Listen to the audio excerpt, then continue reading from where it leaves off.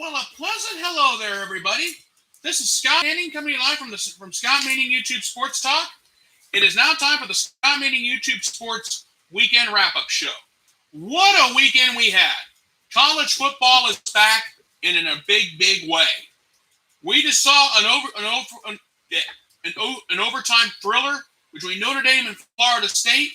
We saw the ACC have their struggles as a conference. I am going to address that. I really am. The Big Ten had a successful weekend, and I'm going to tell you right now, this year in 2021 in college football, it is going to be something to remember.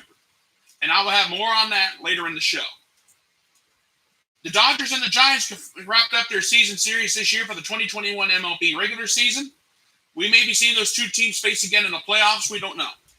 I will have the latest up-to-date MLB wildcard races and the battle for the best record in all of baseball.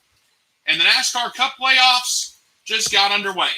All of that tonight, right here on the Scott Manning YouTube Sports Weekend Wrap-Up Show.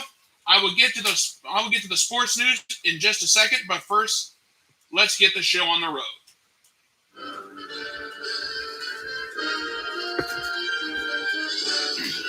Spanning the globe to bring you the constant variety of sport, the thrill of victory, and the agony of defeat.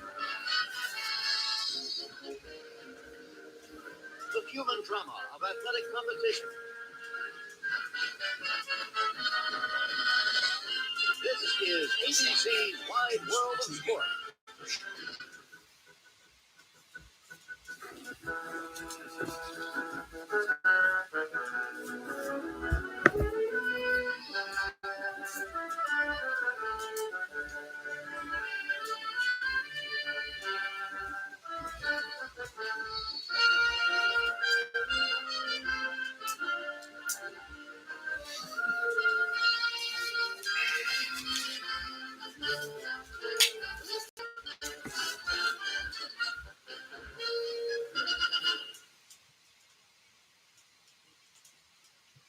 All right, let's go ahead and get on with the show then.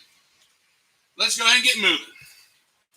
Number 7 Notre Dame survives Florida State 41-38 in overtime. I got a question for you guys. Do you remember the name Jack Coan, C-O-A-N? The former Wisconsin quarterback? He transferred to Notre Dame and had himself a career night.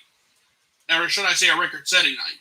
He was 26 of 35, 366 yards, 4 touchdowns, and an interception tonight. Michael Mayer, 9 catches, 120 yards, and a touchdown. Kevin Austin Jr., 4 receptions, 91 yards, and a touchdown. And Kyron Williams, 6 catches, 83 yards, 1 touchdown of his own. Jack Coan knew how to spread the ball. He knew what to do in a clutch situation. But as for Florida State, they came back down 18 in the fourth quarter, only to come up short. Jordan Travis, 9 of 19, 130 yards, 2 touchdowns, 3 very costly interceptions. Ja'Shawn Corbin, 15 carries, 144 yards, and a touchdown. Oh, my heart goes out to him. But that wasn't the disappointment. The biggest disappointment came in overtime when Florida State kicker Ryan Fitzgerald missed a potential go-ahead field goal in overtime. That was sickening. But my thoughts on this game are very simple. In the fourth quarter, Notre Dame was up 18. They could have just ran out the clock. But they got way too conservative. They were making mistakes that allowed Florida State to get back into this thing. Florida State tied it up late. They had a chance to win it or possibly go ahead in overtime and see what Notre Dame could do. But when Florida State missed that field goal, I'm thinking, oh no. Poor Bobby Bowden knows what that's like. But I cannot lie about this. Notre Dame did have 21 points off of those 3 turnovers tonight. And if you think about the stats battle, Florida State had 19 first downs. Notre Dame only had 17. Florida State was 7 of 16 on third down. Notre Dame was only 6 of 17. And in the rushing department, Florida State ran the ball for 264 yards tonight. Notre Dame only had 66. Florida State had 9 very costly penalties for 54 yards. Notre Dame was only penalized 5 times for 38 yards. And Florida State, those 3 interceptions, those 3 turnovers cost them dearly. But Notre Dame only had 1. But when it's all said and done, my hat goes off to Jack Cohn, the Notre Dame, the new quarterback, the new star quarterback at Notre Dame. He may get the key to the city of South Bend after this victory tonight. But I'll tell you what, I'm going to say it now. Let's give credit where credit's due. Let's give Florida State credit. They made one well of a ball game out of it in the 4th quarter. They stayed with Notre Dame. Believe me. Everybody in Tallahassee is very disappointed tonight. But I'll say it again. This game was a classic. It was on a rare Sunday night. This was an instant classic, people. That's all there is to it. No matter who won or lost, this game was an instant classic. Now, that was the instant classic from Sunday night, or should I say tonight or Sunday night. Let's go back to Saturday night. Number 5, Georgia. Number 3, Clemson. Georgia's defense won that game. And that's all there is to it. And I'll give Georgia's defense credit. They held Clemson to 180 yards total offense. And Clemson only had a grand total of 2 rushing yards. That was it. But as far as Georgia goes, could they move up in the polls? Despite the fact that the offense didn't get into the end zone. Think about this. JT Daniels, 22 of 30, 135 yards and an interception.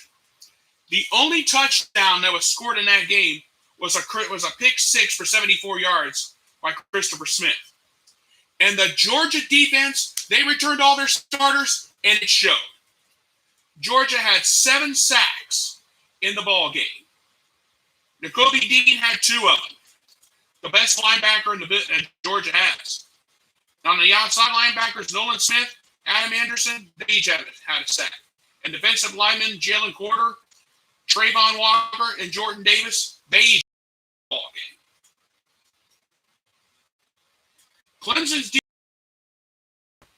ain't no Trevor Lawrence. He was 19 of 37 for 178 yards and an interception. Think about all these battles. Georgia won first downs 15-14. Georgia only had 256 yards total offense, or should I say 256 yards of total offense for the game. They ran for 121. But you want to talk about sloppy? Georgia was penalized 10 times for 94 yards, and they turned the ball over twice. We said the Georgia-Clemson game was going to be a battle.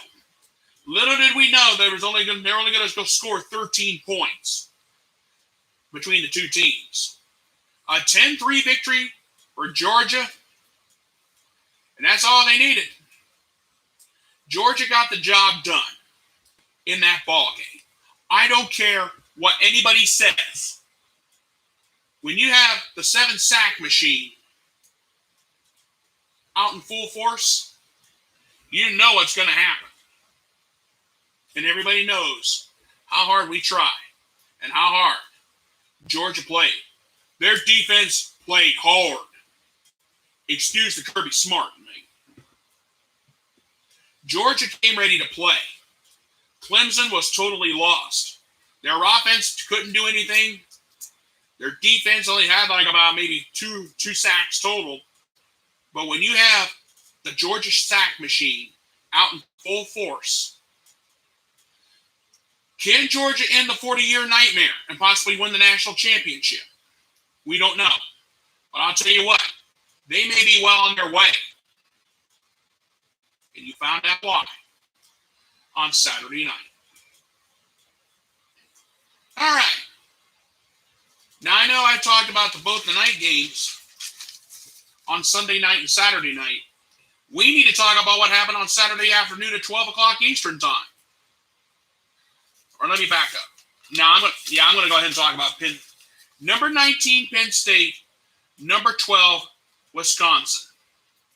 Penn State got a huge road win against the top 15 team. First time for James Franklin. He got the job done. Penn State beat Wisconsin 16-10. Sean Clifford, he was 18-33 for 247 yards and 1 touchdown. Johan Dotson, 5 receptions, 102 yards, and a touchdown of his own. For Wisconsin, it wasn't too pretty. Graham Mertz, he's supposed to be the next big thing at Wisconsin. He was 22 of 37 for 185 yards. He's 121 yards and a touchdown in the game. And when you hear some of these stats from this game, you're thinking, how in the world did Penn State upset Wisconsin? I mean, think about this. First downs. Wisconsin had 29 first downs. Penn State only had 11. On third down, I call this the big money down. This is when the defensive coaches earn their pay. On third down, Wisconsin was 7-22. Penn State was only 3 of 13. Total yards for the game. Wisconsin had 359 total yards. Penn State only had 297. In the rushing department, and I looked at this one very closely, Wisconsin ran for 174 yards. Penn State only had 50 rushing yards for the whole game. Now, penalties were the same, but the yardage was a little bit different. Penn State was penalized 7 times for 79 yards. Wisconsin 7 times for 42 yards. Time of possession. Wisconsin, they had the ball for almost 43 minutes, and they only got 10 points to show for it? 2 big things that stuck out.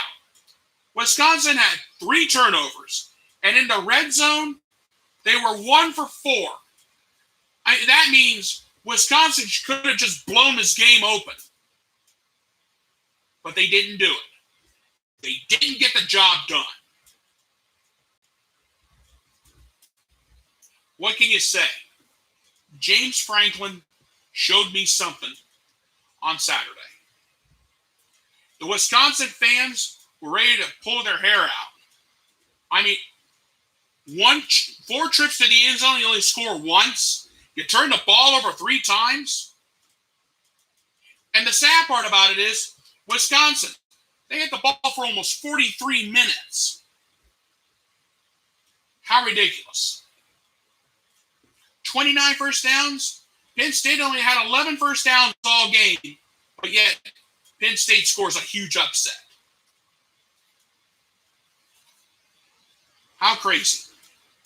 I know football is a game of inches, but come on. For crying out loud, Wisconsin, they had a chance to do a lot of damage. They blew it at the end of the day. And everybody knows it. Let's see. Now let's see. Numbers 3, 12, and number 10 went down this weekend. Number 10, North Carolina, lost to unranked Virginia Tech on a Friday night. And I watched that game live. I couldn't believe it. Virginia Tech got the first upset of the season. Braxton Brewmeister. Let's think about this. He was 12 of 19 for 169 yards, 1 touchdown, 1 interception. He carried the ball 9 times for 42 yards and had a touchdown on the ground. The Virginia Tech defense answered the bell. And that's all there was to it. 6 sacks, 9 tackles for loss. Amir Barrows, 1.5 sacks, 3.5 tackles for loss. Tayshawn Grippa, 2 sacks, 2 tackles for loss. Alan Tisdale, 1 sack, 1 tackle for loss. Mario Kendricks, 1 sack, 1 tackle for loss. That was huge. And for North Carolina, Sam Howell was supposed to be the big thing. He was 17 to 32 for 208 yards. He did have a touchdown, but he was picked off 3 times. And Josh Downs, I'm sorry. 8 receptions, 123 yards, and 1 touchdown. I feel bad for him. When you look at everything, when you look at all the final numbers, think about this for a minute. On third down, North Carolina was only 2 of 10. The Virginia Tech defense was ready for him on third down. Virginia Tech only had 296 yards total offense. North Carolina had 354. Virginia Tech was only penalized twice for 25 yards. North Carolina got nailed 5 times for 44 yards. And North Carolina got picked off 3 times. And the sad part about it is North Carolina had the ball for almost 35 minutes. They could have done a lot more. They dropped the ball, if you get my drift. Virginia Tech scored a huge upset, 17 to 10, and this was on Friday night. And the reason why I bring this up is very simple. The ACC had a bad weekend.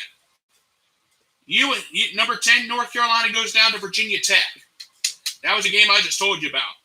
Now, number 14, Miami lost bad to Alabama.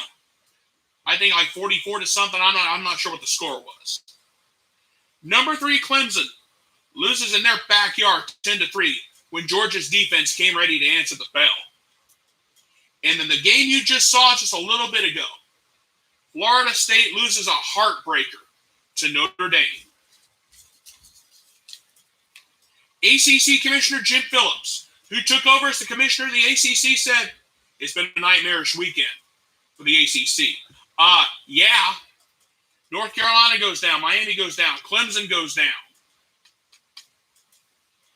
Teams that you would expect to run away with their divisions or have a shot at the title go down to defeat.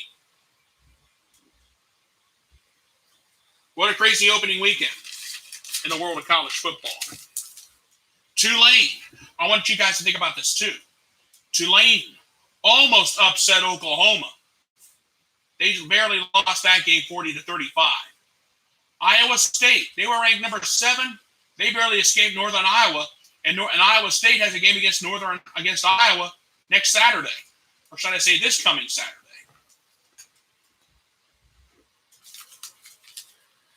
The college football weekend, the opening weekend, is almost over. We still got one more to go. We got Louisville versus Ole Miss tomorrow night on ESPN. But I'll tell you what I've seen so far has been memorable. Ohio State, they trailed in the first half against Minnesota 14-10. They got the job done. Penn State goes on the road to Camp Randall and upsets Wisconsin. The ACC blunders came out on this Saturday, on this weekend. You still got one more game to go. Louisville, Ole Miss. And I'll tell you what. It's been unbelievable. But what an opening weekend to the college football season. The pageantry is back. And in a big, big way. Okay, everybody, before I talk about Major League Baseball and the world of NASCAR, we need to take ourselves a song break. So I can kind of give my voice a little bit of a breather. We're going to head to the University of Wisconsin, and we're going to have the song Jump Around by the music group House of Pain.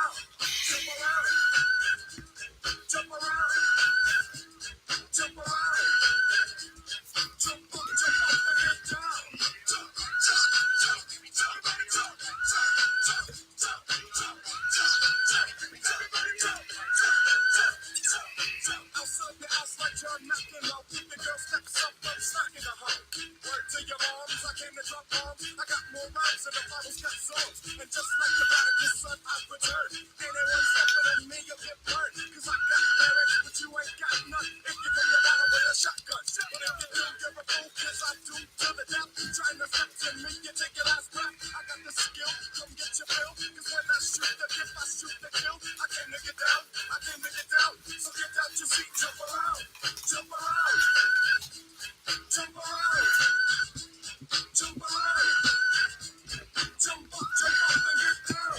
Jump, jump, jump, jump, jump, jump, jump, jump, jump,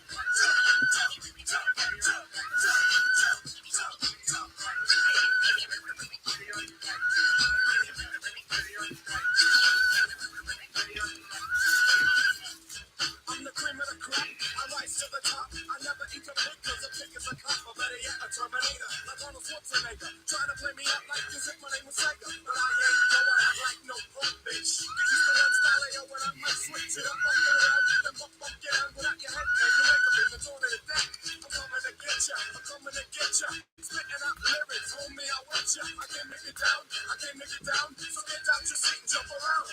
Jump around. Jump around. Jump around. Jump up and get down. Jump, jump, jump, jump, jump, jump, jump, jump,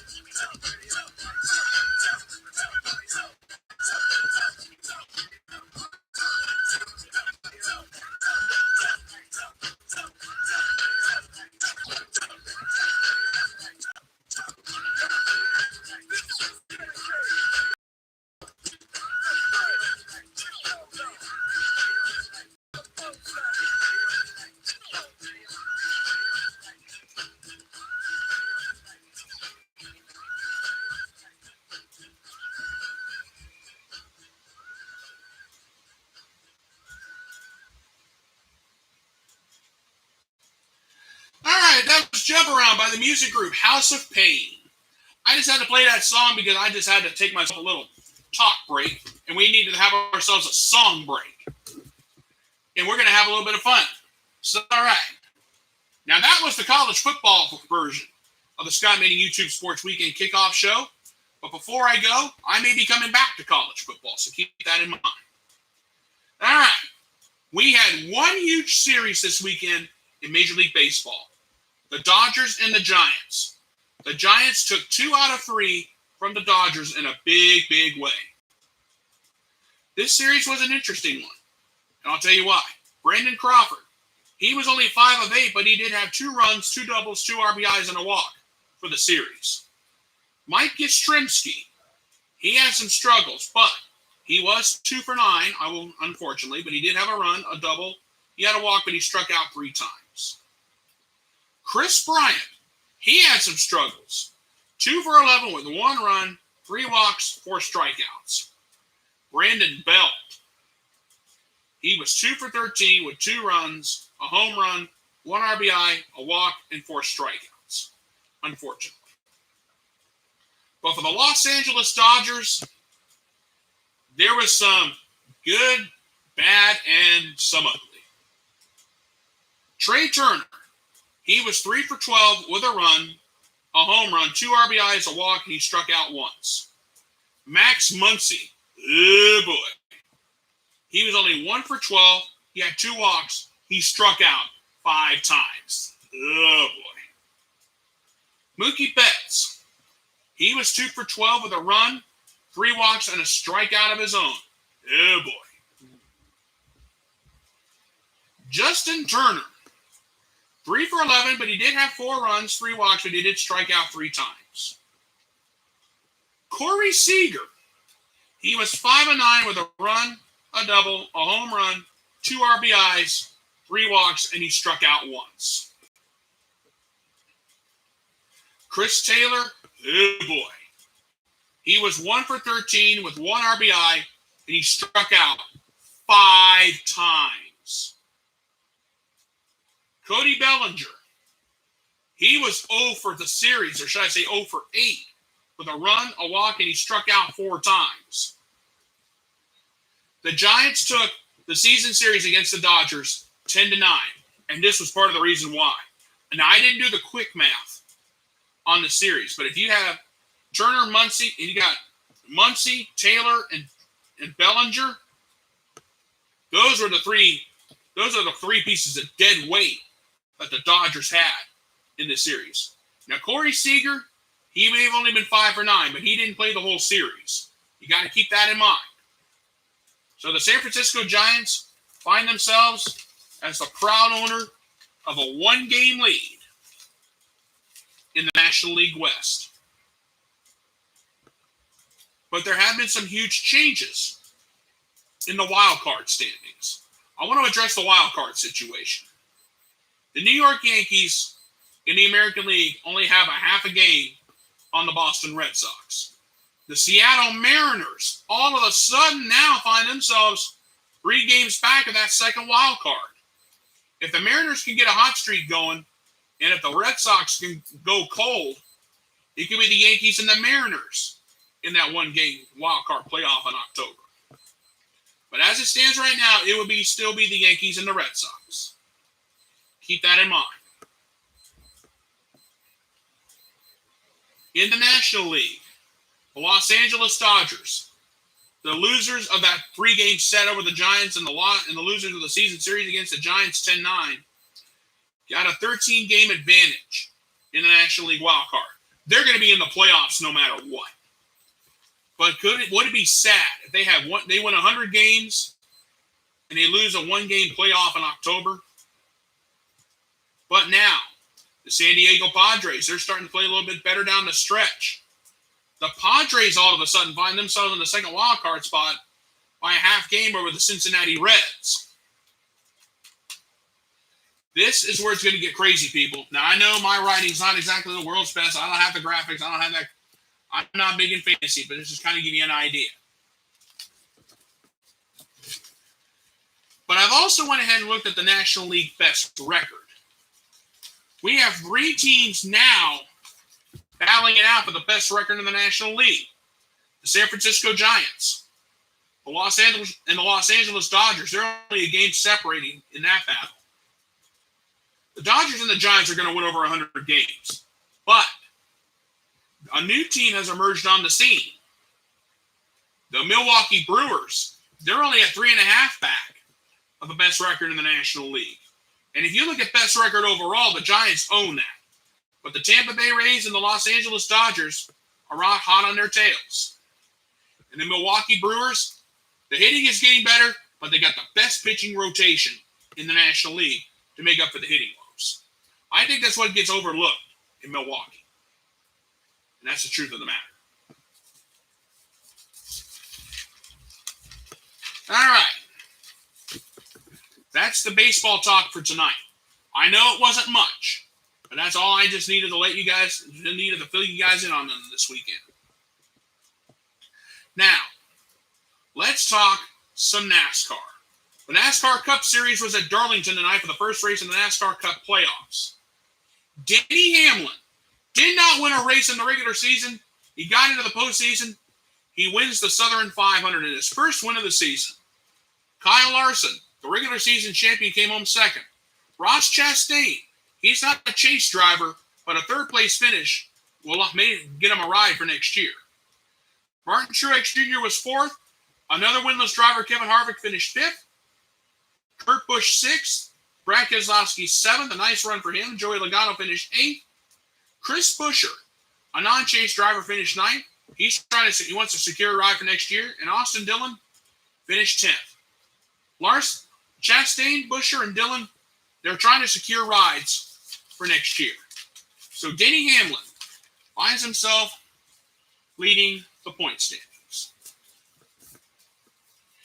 And now, ladies and gentlemen, I'm not going to do a regular closing thought tonight. Tonight, instead, I'm going back to college football because I need to hand out some game balls. So, this is how the game ball system works. I will look at a team. There will be more than one game ball handed out for each game. I'm going to let you know that up front. This is my show. I do the game balls however I want, when I want. So, keep that in mind. All right. For the Notre Dame-Florida State game, Jack Cohn, 26 of 35, 366 yards, 4 touchdowns, and an interception. Michael Mayer, 9 receptions, 120 yards, and a touchdown.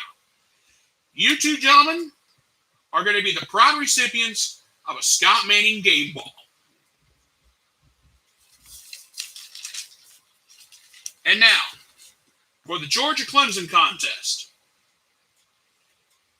Christopher Smith, he had a pick six for 74 yards, and the Georgia defense had 7 sacks. Jacoby Dean, Nolan Smith, Adam Anderson, Jalen Carter, Trayvon Walker, Jordan Davis. Congratulations to you 8 gentlemen. All 8 of you gentlemen, Christopher Smith included, all 8 of you are going to be proud recipients of a Scott Manning game ball.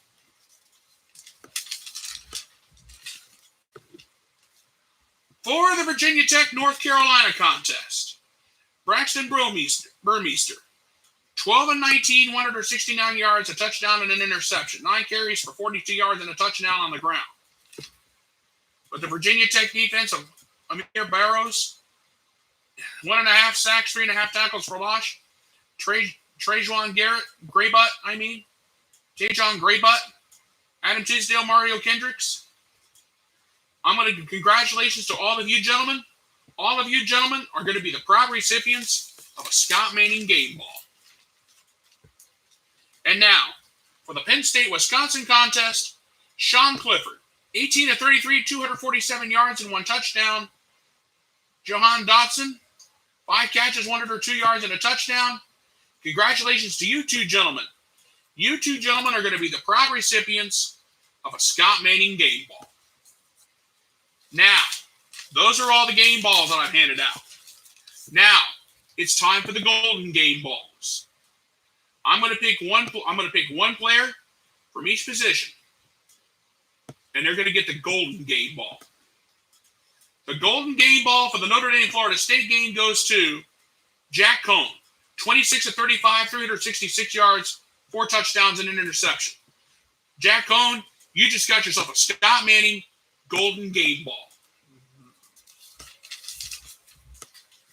For the Georgia-Clemson contest, this is a hard one, but I'm going to hand out 2 golden game balls. Christopher Smith for his pick 6 for 74 yards, and Jacoby Dean for the 2 sacks against Clemson. Congratulations to you two gentlemen. You two gentlemen have just received a Scott Manning Golden Game Ball Award. Now, for the Virginia Tech North Carolina contest, there's 2 players that are going to be getting it. Amir Barrows and Tajon Graybutt. You two gentlemen, Amir Barrows, 1.5 sacks, 3.5 tackles for loss. Tajon Graybutt, 2 sacks, 2 tackles for loss. You two gentlemen are going to be the proud recipients of a Scott Manning Golden Game Ball. And now, this was a hard one, but at the end of the day, you got to look at everything. Penn State, Sean Clifford, 18 of 33, 247 yards and a touchdown. Congratulations to you, sir. You just got yourself a Scott Manning Golden Game Ball. And the game balls and the Golden Game Balls are worth nothing except a pat on the back. But the Golden Game Ball is an extra pat on the back and an extra high five, if you get what I mean. Now, Game of the Weekend award. This was decided by a lot of fans, but this is a hard one. I have to call it a tie. Notre Dame, Florida State, Georgia, Clemson. Those 2 games are going to share the Scott Manning Game of the Weekend Honor Award. And that's all there is to it. So, congratulations to all my game ball winners and all my special Golden Game Ball recipients. And congratulations to Notre Dame, Florida State, and Georgia, Clemson for sharing the Game of the Weekend Award. Okay, folks, I am going to go ahead and sign off and get out of here. I want to thank you guys so much for being with me here on this late night. I will be back here Friday at 12 noon to get you ready for the weekend in college football and the weekend in Major League Baseball. It's going to be busy and crazy. The NFL starts too. I'll have a couple of games to watch there. I got a lot of work to do this week, But I do want to take the time to say thank you for being with me. You guys are the best audience I've ever had, and it's an honor to be here every week with you guys all the way to the end. Until Friday afternoon at 12 o'clock, this is Scott Manning saying thank you so much for being with me. You guys have a great night. Thank you so much for being with me, and God bless. Good night, everybody, and I thank you.